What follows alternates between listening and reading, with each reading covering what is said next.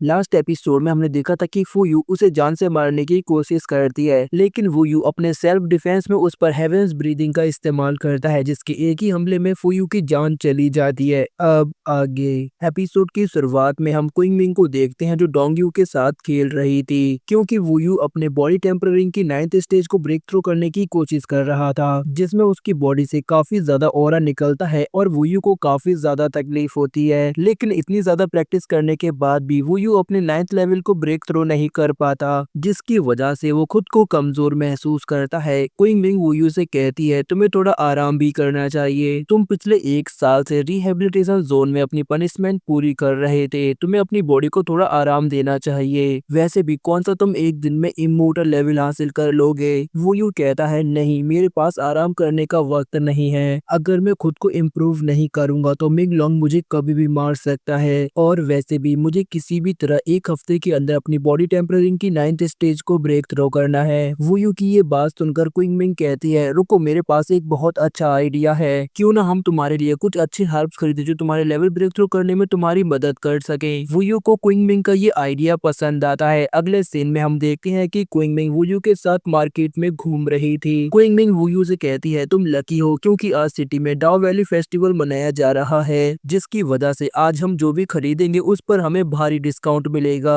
वो you Qing Ming से पूछता है क्या सच में ऐसा कोई हर्ब है जो मेरे लेवल ब्रेक थ्रू करने में मेरी मदद कर सकता है। क्विंग मिंग कहती है बिल्कुल, लेकिन ये भी तुम्हारे लक पर डिपेंड करता है, क्योंकि हर कल्टीवेटर के हिसाब से हर्ब का एट्रीब्यूट अलग होता है। वो लोग ये बात कर ही रहे थे कि तभी वहाँ पर एक डांसिंग शो स्टार्ट हो जाता है, जहाँ एक सुपर ब्यूटीफुल सी लेडी सभी लोगों को अपना डांस दिखाकर एंटरटेन कर रही थी। वो लेडी इतनी ज्यादा खूबसूरत थी कि वहाँ मौजूद कुछ लोगों को उससे पहली नजर में ही प्यार हो जाता है, जिसकी वजह से वो लोग आपस में एक दूसरे से झगड़ने लगती हैं। तभी वहाँ सीनियर मुंह आ जाती है, जो उस लेडी को प्रपोज करते हुए कहती हैं क्या तुम आज मेरे साथ डेट पर चलना चाहोगी। तो वो लेडी सीनियर मुंह का हाथ पकड़ते हुए कहती है मेरी इतनी हिम्मत नहीं कि मैं आपके प्रपोजल को मना कर सकूं। सीनियर मुंह कहती है तुम सच में बहुत ब्यूटीफुल हो। तभी हम क्विंग मिंग को देखते हैं जो ये सब देखकर इरिटेट हो जाती है और वूयू से कहती है हमें ज्यादा देर यहाँ नहीं रुकना चाहिए, जिसके बाद वो वूयू का हाथ पकड़कर उसे अपने साथ ले जाती है। तभी हमारा सीन कट होता है और हम मिंग लोंग और उसके अंकल को देखते हैं, जिसके सामने एक सर्वेंट उन्हें बता रहा था हाउ यू को डाओ वैली फेस्टिवल में देखा गया है, लगता है कि वो यहाँ पर कुछ जानकारी इकट्ठी करने आया है। जैसे ही मिंग लोंग ये सुनता है तो वो गुस्से में खड़ा हो जाता है। उसके अंकल उसे शांत रहने को कहते हैं, लेकिन मिंग लोंग शांत नहीं होता और वो कहता है कि मैं किसी भी कीमत पर वूयू को जिंदा नहीं छोड़ूंगा, उसकी मौत तो सिर्फ मेरे हाथों होगी। तभी हमारा सीन कट होता है और हम क्विंग मिंग और वूयू को देखते हैं जो उसी मोटे की शॉप पर खड़े थे। वूयू को देखकर वो मोटा डरते हुए कहता है मास्टर यू, आप कुछ खाना चाहेंगे? मेरे पास बहुत सारी अलग अलग तरह की मिठाइयाँ हैं, आपको ये जरूर पसंद आएंगी, आपको इन्हें टेस्ट करके देखना चाहिए। मोटा क्विंग मिंग को भी मिठाई ऑफर करता है, लेकिन क्विंग मिंग साफ इनकार करते हुए कहती है मुझे नहीं लगता कि तुम्हारी मिठाइयाँ खाने के लायक है, मुझे लगता है कि तुमने जरूर इसमें कुछ मिलाया होगा। तभी वूयू की नजर वहाँ पर रखे एक फ्रूट पर पड़ती है, जिस पर ह्यूमन फेस का स्ट्रक्चर बना हुआ था, जो देखकर वूयू सोचता है ये कितना अजीब फ्रूट है, पर इसमें मुझे कुछ तो अलग बात लग रही है। जिसके बाद वो लिंगलोंग से पूछता है तुम्हें क्या लगता है, क्या ये फ्रूट मेरी एनर्जी बढ़ाने में मेरी मदद कर सकता है? लिंगलोंग कहती है तुम हर छोटी बात के लिए मुझे परेशान करने मत आया करो, इतना तो तुम्हें भी पता होना चाहिए, अगर तुम्हें लगता है कि वो फ्रूट तुम्हारे किसी काम आ सकता है तो तुम्हें उसे इस्तेमाल करके देखना चाहिए, वैसा भी कौन सा तुम उसे खाकर मरने वाले हो। वूयू मोटे से पूछता है ये फ्रूट कितने का है, तो मोटा वूयू को फ्रूट देकर कहता है आपके लिए तो ये फ्री है, और अगर आपको कुछ और भी पसंद आता है तो आप वो भी ले सकते हैं, वैसे भी ये पूरा स्टॉल आपका है। वूयू कहता है मुझे तुम्हारी बकवास नहीं सुननी, मुझे सीधा इस फ्रूट का दाम बताओ, क्योंकि मैं तुमसे कुछ भी फ्री में नहीं लेने वाला। ये सुनकर वो मोटा कहता है अगर आपको पैसे देने ही हैं तो आप मुझे एक स्प्रिट स्टोन दे सकते हैं। वूयू उसकी बात मान जाता है, लेकिन तभी वहाँ मिंग लोंग आता है जो कहता है मैं इस फ्रूट के लिए 10 स्प्रिट स्टोन दूंगा।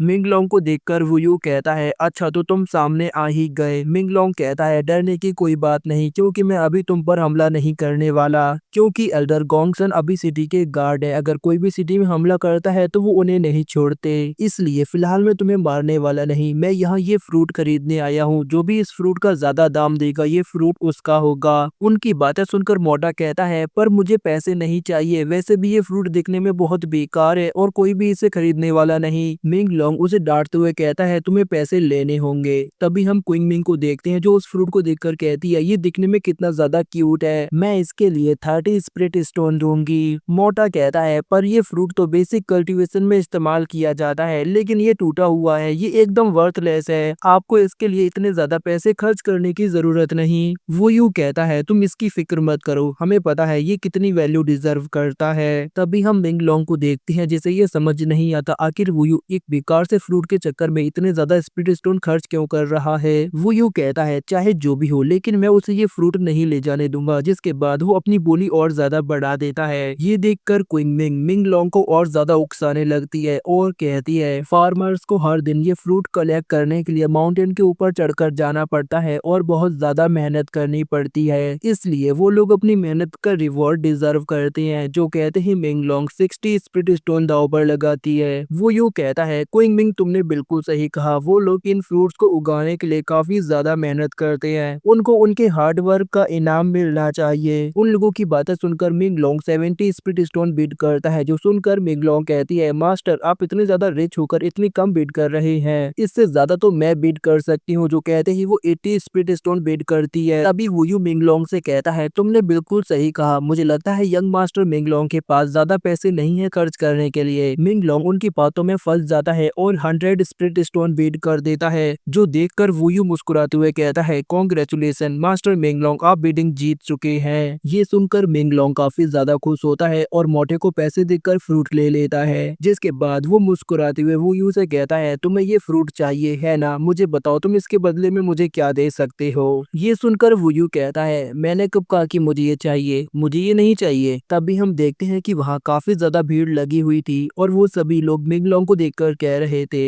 इस बंदे ने मास्टर मिंग लोंग को क्या अच्छा बेवकूफ बनाया है, एक बेकार सा फ्रूट मास्टर मिंग लोंग को 100 स्प्रिट स्टोन में चिपका दिया। अपना मजाक उड़ता देख मिंग लोंग को बहुत ज्यादा गुस्सा आ जाता है और वो अपनी तलवार निकाल कर वुयू से कहता है तुमने मेरा मजाक उड़ाकर अच्छा नहीं किया, मैं तुम्हें यहाँ से भागने नहीं दूंगा। जो कहते ही वो अपनी तलवार से वुयू पर अटैक कर देता है, लेकिन वुयू साइड हटके उसके हमले को इजीली डॉज कर लेता है और वहाँ से अपनी जान बचाकर भागने लगता है। मिंग लोंग वुयू का पीछा करता है, वो लोग बिल्डिंगों के ऊपर भाग रहे थे। वुयू कहता है आपको थोड़े पैसे खर्च करने की वजह से इतना गुस्सा कैसे आ सकता है, क्या आपके पास खर्च करने के लिए और पैसे नहीं है। मिंग लोंग कहता है अपनी बकवास बंद करो, वैसे भी मैं तुम्हें जान से मारने का मौका ढूंढ रहा था, मैं तुम्हें आज यहाँ से जिंदा वापस नहीं जाने दूंगा। तभी हमारा सीन कट होता है और हम एक आदमी को देखते हैं जो बिल्डिंग के ऊपर बैठकर उन लोगों को भागता हुआ देख रहा था, जिसके बाद जैसे ही वुयू उसके करीब आता है तो वो उस पर अपने ब्लेड से अटैक कर देता है, लेकिन वुयू सही वक्त पर अपने वॉन्ड का इस्तेमाल करके खुद को बचा लेता है। जिसके बाद हम देखते हैं कि मिंग लोंग उस आदमी के साथ मिलकर वुयू को घेर लेता है। तभी हम क्विंग मिंग को देखते हैं जो वुयू का पीछा कर रही थी और वो उन लोगों को देखकर कहती है एल्डर गोंगसन कहाँ है, अब तक तो उन्हें यहाँ आ जाना चाहिए था। तभी हमारा सीन कट होता है और हम एल्डर को देखते हैं जो एल्डर गोंगसन के साथ एक मैच खेल रहे थे। तभी वो लोग खिड़की से देखते हैं कि सिटी में कोई फाइट कर रहा है, जो देखकर एल्डर गोंगसन को काफी ज्यादा गुस्सा आ जाता है। अकेडमी एल्डर उन्हें शांत कराते हुए कहते हैं फिक्र की कोई बात नहीं, ये बस कुछ बच्चे हैं जो अपनी लड़ाई जल्दी खत्म कर देंगे। लेकिन एल्डर गोंग्यू कहते हैं मैं इन्हें अपनी डाउ वैली की शांति बिगाड़ने नहीं दूंगा।